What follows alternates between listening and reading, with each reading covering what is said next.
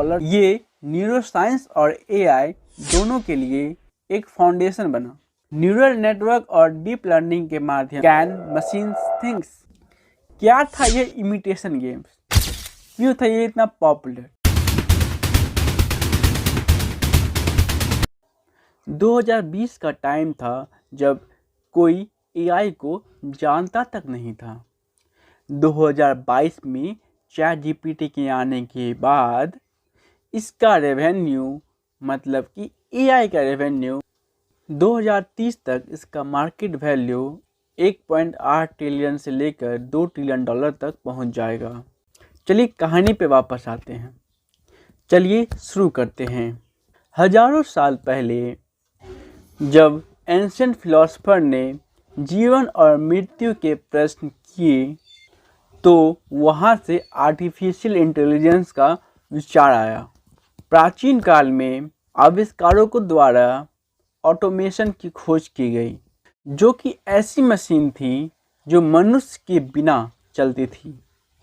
अगर पुराने रिकॉर्ड की माने तो ऑटोमेशन लगभग 400 ईसा पूर्व का है और फिलोसोफर प्लेटो के दोस्त, जिन्होंने मैकेनिकल पिजन बनाया जिससे ऑटोमेशन को प्रस्तुत किया गया, मतलब चालू किया गया।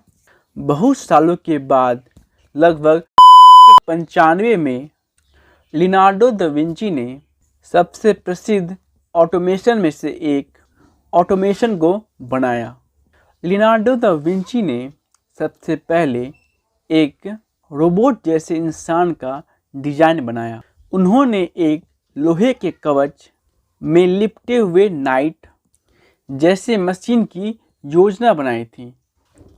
क्या क्या कर सकता था वो नाइट मतलब कि रोबोट।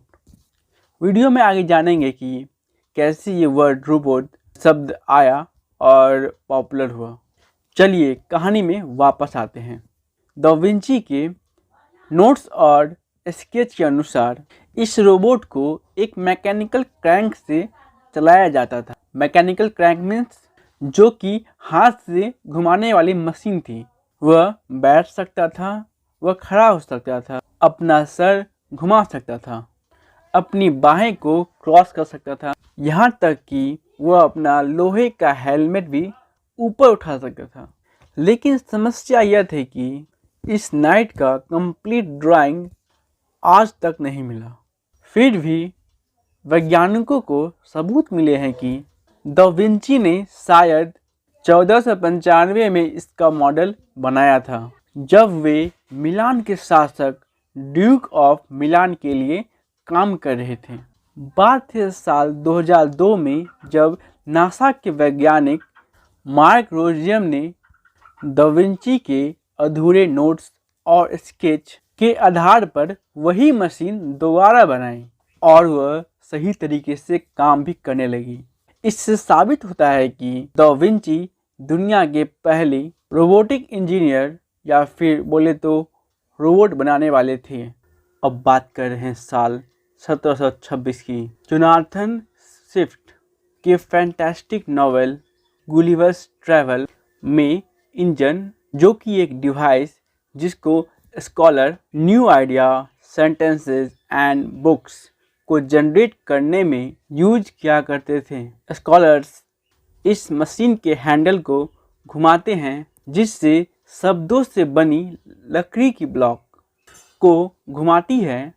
कहा तो ये जाता है कि मशीन अलग अलग शब्दों को जोड़कर एक नए विचार और ग्रंथ का निर्माण करती है। ये मशीन का आइडिया बहुत ही पुराना है।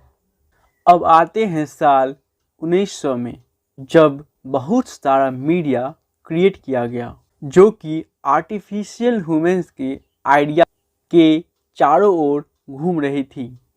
तो साइंटिस्ट ने एक क्वेश्चन पूछना स्टार्ट किया, क्या आर्टिफिशियल ब्रेन बनाना संभव है? कुछ क्रिएटर ने कुछ इसका वर्जन बनाया जिसे आज हम रोबोट कहते हैं, और ये 1921 में चेक प्ले के दौरान रोबोट शब्द बनाया गया। बात की जाए तो यह बाकी सबसे रिलेटिवली सिंपल था। ज़्यादातर ये और कुछ तो फेशियल एक्सप्रेशन के साथ चल भी सकते थे। स्पेनिश इंजीनियर लेनार्डो टोरेस वही क्विडियो पेरिस में एक्सपोजन यूनिवर्सल में पहली शतरंज खेलने वाली मशीन को इंट्रोड्यूस किया। इसमें इलेक्ट्रोमैग्नेट्स और यह पूरी तरह ऑटोमेटिक था। अल अजेंड्रे सिस्ता ने ऑटोमेटिक चेस गेम को खेला जिसमें किंग वर्सेस रूक का खेल खेला गया। खेल एक बार सेटअप होने के बाद मशीन को कोई भी ह्यूमन के इंटरवेंशन की सहायता नहीं पड़ती। अगर कोई ह्यूमन ओपोनेंट कोई इलीगल मूव चलती है तो मशीन एरर का सिग्नल भेजेगी। अगर मशीन को विनिंग पोजीशन में रखा गया हो तो यह ह्यूमन ओपोनेंट को चेकमेट करके आसानी से हरा सकती है। लंदन में रोजम यूनिवर्सल रोबोट नाम का नाटक शुरू हुआ। कार्ल चेपेक ने पहली बार इंग्लिश में रोबोट शब्द को यूज किया। रोबोटा शब्द फेडरल सिस्टम के किसानों के फोर्स लेवल से जुड़ा है। नाटक के बाद वर्ड रोबोट को तुरंत इंटरनेशनल रिकॉग्नाइजेशन मिल गई और बाद में यह मैकेनिकल और आर्टिफिशियल बीइंग्स के लिए एक स्टैंडर्ड बन गया। फिर साल 1929 में जापानीज प्रोफेसर मैकोटो निशिमुरा ने अपना पहला जापान रोबोट बनाया जिसका नाम था गकु टेंसुकु।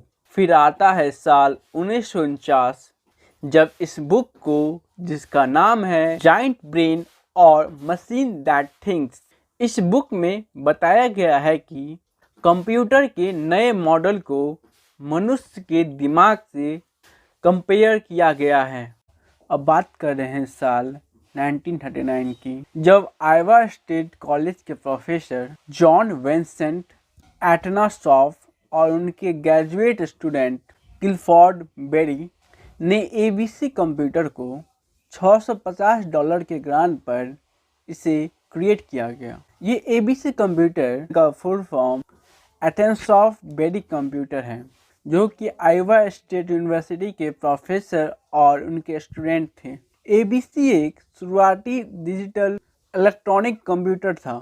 दूसरे कंप्यूटर डिवाइस जो कि डेसिमल सिस्टम पर बेस्ड था, और यह एबीसी बाइनरी डेटा को रिप्रेजेंट करता था, जो कि था बाइनरी में 0 और 1। बाद में यह कंप्यूटर के लिए एक स्टैंडर्ड सेट हो गया। एबीसी ने मेमोरी के प्रोसेसिंग यूनिट को अलग कर दिया, जो कि आजकल की मॉडर्न कंप्यूटर आर्किटेक्चर में यूज हो रहा है। एबीसी डेटा को स्टोर करता है और साथ ही साथ वह 30 इक्वेशंस को हैंडल कर सकता है। एबीसी पहला कंप्यूटर था जो कि कंप्यूटेशन के लिए इलेक्ट्रॉनिक सर्किट को यूज करता था, इलेक्ट्रोमैकेनिकल सिस्टम्स के बजाय। एबीसी कंप्यूटेशन के लिए फास्ट और रिलायबल था। इसके लॉजिक ऑपरेशन के लिए 300 वैक्यूम ट्यूब्स का यूज किया गया, जो कि इसे फास्ट बनाता है बाकी मैकेनिकल कैलकुलेटर्स के मामले में। एबीसी का वेट लगभग 700 पाउंड्स के ऊपर था, जो एक साथ 29 लीनियर इक्वेशन को सॉल्व कर सकता था। अब बात करते हैं साल 1943 में, जब वारेन और वाल्टन पिट्स ने मैथमेटिकल बायोफिजिक्स के बुलेटिन में a logical calculus of the ideas imminent in nervous activity को पब्लिश किया। ये न्यूरोसाइंस और एआई दोनों के लिए एक फाउंडेशन बना। इस पेपर का मेन आइडिया यह था कि ब्रेन को एक कंप्यूटेशनल सिस्टम के रूप में समझा जा सके, और यह आर्टिफिशियल न्यूरल नेटवर्क्स के कॉन्सेप्ट को इंट्रोड्यूस करता था, जो कि आज के मॉडर्न एआई के लिए एक प्रमुख टेक्नोलॉजी है। ये विचार कंप्यूटर सिस्टम को इंस्पायर करते हैं, जो ब्रेन लाइक फंक्शंस और उनके प्रोसेसेस को न्यूरल नेटवर्क और डीप लर्निंग के माध्यम से इंस्पायर करते हैं। अब आते हैं साल 1950 में, जब एलन ट्यूरिंग ने अपना काम कंप्यूटर मशीनरी एंड इंटेलिजेंस, यह पेपर एआई के लिए फाउंडेशनल टेक्स्ट दिया गया और एक क्वेश्चन को एड्रेस किया, कैन मशीन्स थिंक्स, जिसको एक्सपर्ट ने आर्टिफिशियल इंटेलिजेंस को मेजर करने के लिए यूज किया। आगे जाके यह वर्ड बहुत ज़्यादा पॉपुलर हुआ।